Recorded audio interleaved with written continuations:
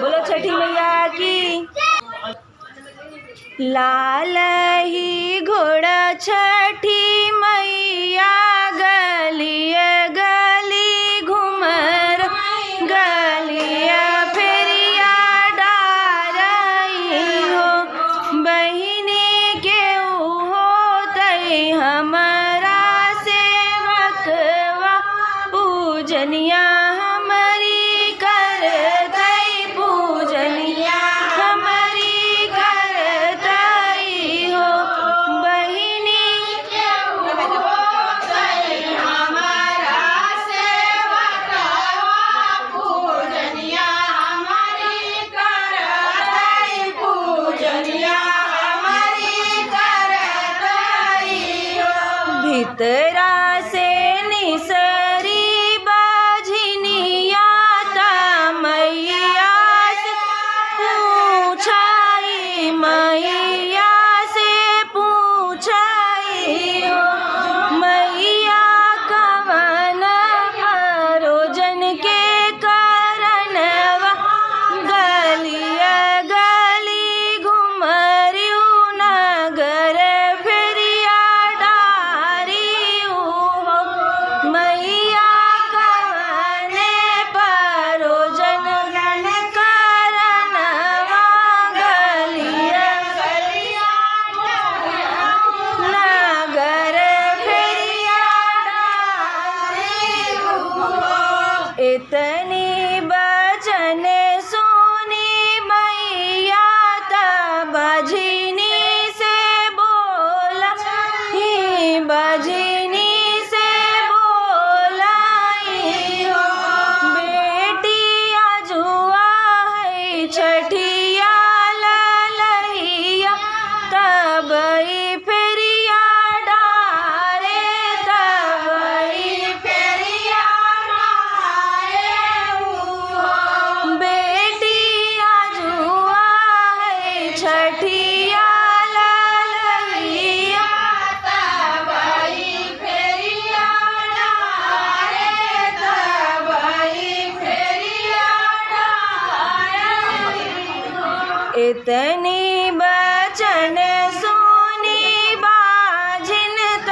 छठी माई से बोला त छठी माई से बोलाई मैया हमका बतावऊं विधि छठी के पूजनी तोहरी करबई पूजनी तोहरी करबई मैया हमका बतावऊं विधि छठी के पूजनिया तोहरी करबई पूजना तोहरी करबई हो। भैंसी के गोबरा मंगावऊं त गौरी बनावऊं त गौरी बनावऊं बेटी अंगने में सगरा खानावऊं त कुशवा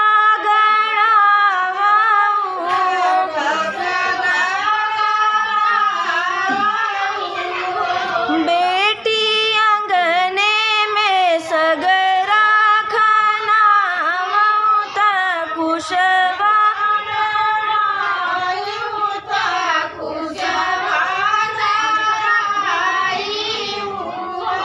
भैंसी के घियना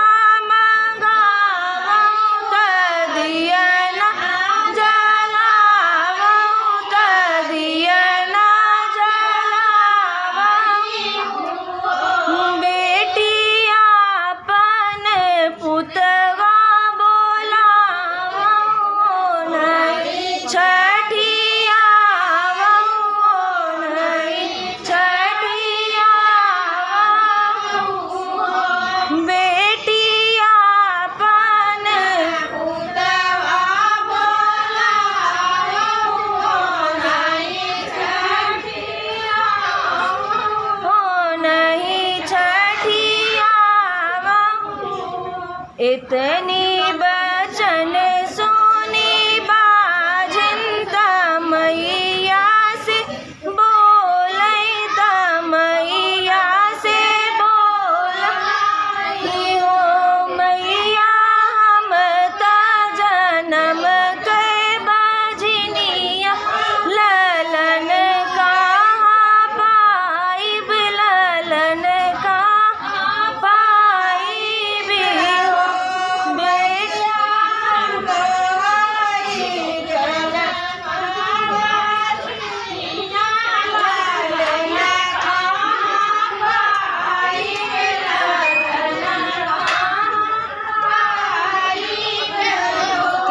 इतना सुना